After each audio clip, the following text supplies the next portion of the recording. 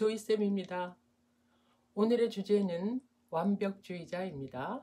완벽주의자의 신체 심리학. 그것을 공부해 보기로 해요.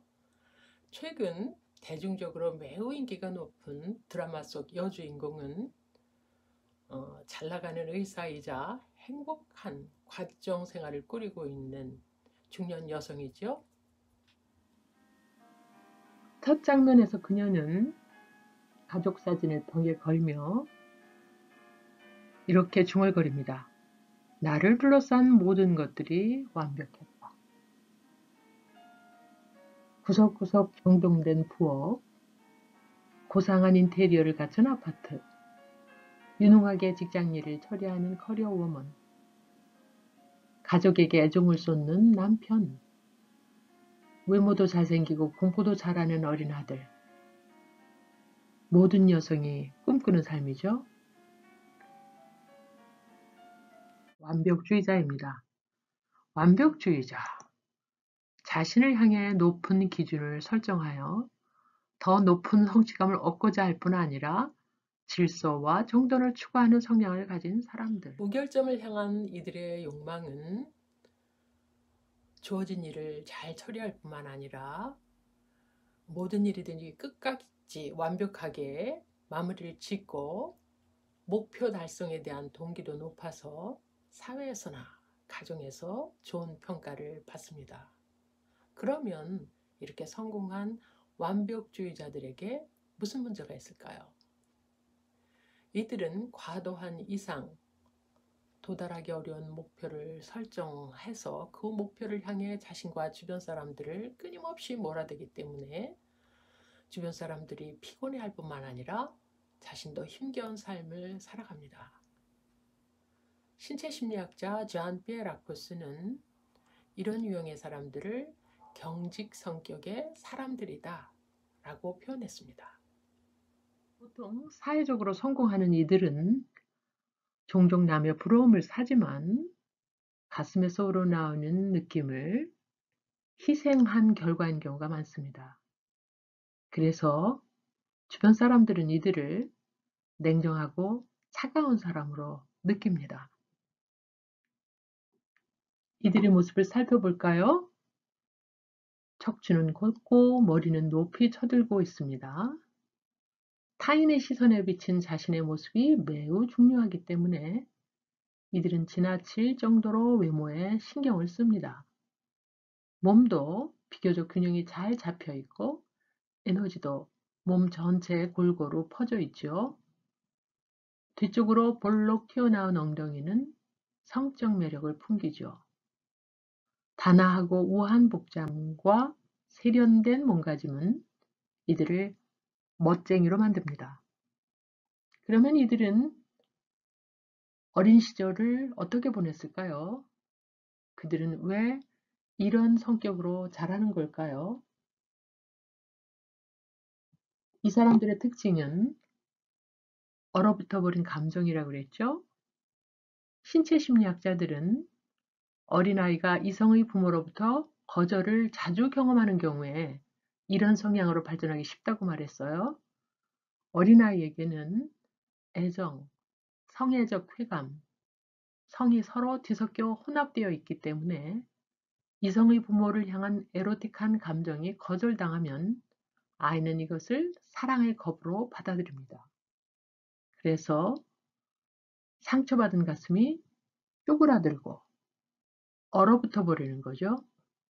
바바라 브랜넌이라는 사람은 완벽주의자들의 에너지 형태를 이렇게 말했습니다. 경직 구조를 가진 사람들은 강하고 밝은 오라를 갖고 있으며 이것이 몸 전체에 골고루 분포되어 있어 균형과 통합을 이루는 것이 특징이다. 이 사람들의 에너지는 매우 강해서 보통의 건강한 사람들보다 에너지장이 훨씬 넓게 퍼져 있지만 종종 에너지가 뭉쳐있는 에너지 블럭을 보이는 사람들이 있습니다. 어깨 쪽에 에너지가 뭉쳐있는 사람들도 있고 허리 오목한 부분에 뭉쳐있는 사람들도 있고 서해부와 허벅지에 에너지 블럭이 있는 사람들도 있습니다. 이 사람들은 자신의 이익과 타인의 이익이 양립할 수 없다는 믿음 때문에 타인을 늘 경쟁 상대로 여깁니다. 그리고 그들 눈에 자신이 바보처럼 보이는 것을 참을 수가 없어요. 이런 성공한 사람들은 부, 명예, 권력을 누리고 있음에도 불구하고 내면은 텅 비어있고 때로는 삶이 무미 건조하다고 느낍니다. 이제 드라마 속 여주인공으로 돌아가 볼까요?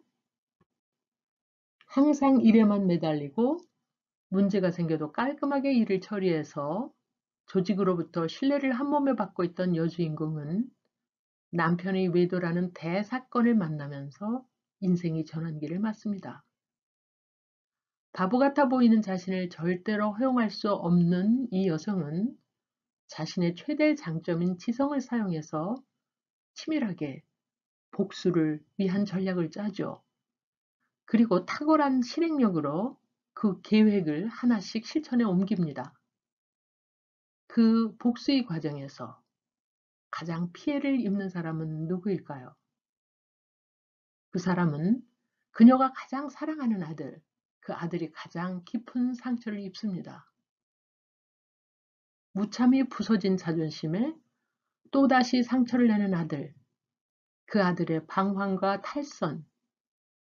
이제 그녀에게는 더 이상 버틸 수 있는 힘이 없습니다.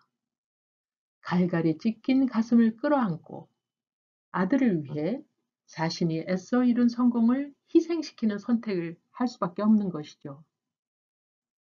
그렇다면 완벽주의자들은 인생에서 무엇을 배워야 할까요? 느낌이 일어나는 에너지 센터를 열고 자신의 감정이 방해 없이 자유롭게 흐르도록 허용해야 한다. 예. 솔직한 감정을 주변 사람들과 나눌 필요가 있고 도움을 청할 필요가 있습니다. 이런 인생의 과제를 풀면 모험과 열정, 그리고 사랑으로 가득 찬 그들의 에너지는 태양을 향해 날아오를 것이며 수많은 대중을 이끌고 약속의 땅으로 건너갈 수 있을 겁니다. 이카루스의 아버지 다이달로스는 아들에게 밀랍으로 된 날개를 달아주며 이렇게 속삭입니다. 아들아, 너무 높이 날면 태양열에 의해 밀랍이 녹으니 너무 높이 날지 말아라. 너무 낮게 날면 바다의 물기에 의해 날개가 무거워지니 하늘과 바다의 중간으로만 나르렴. 하늘로 높이 날아오른 이카루스는 비상이 주는 쾌감에 빠져 너무 높게 날고 말았습니다.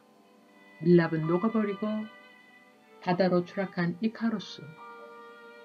이것이 경직 구조를 가진 완벽주의자들의 운명입니다. 자, 지금까지 완벽주의 성향을 가진 경직 구조의 사람들에 대해서 이야기를 해드렸는데 좀 이해가 되셨나요? 겉으로는 매우 완벽해 보이는 사람들도 그 안에는 나름대로 고충이 있다는 것을 이해하셨어요? 그러면 오늘의 주제는 여기까지 하기로 하고 다음 시간에는 다음 주제로 만나기로 해요. 감사합니다.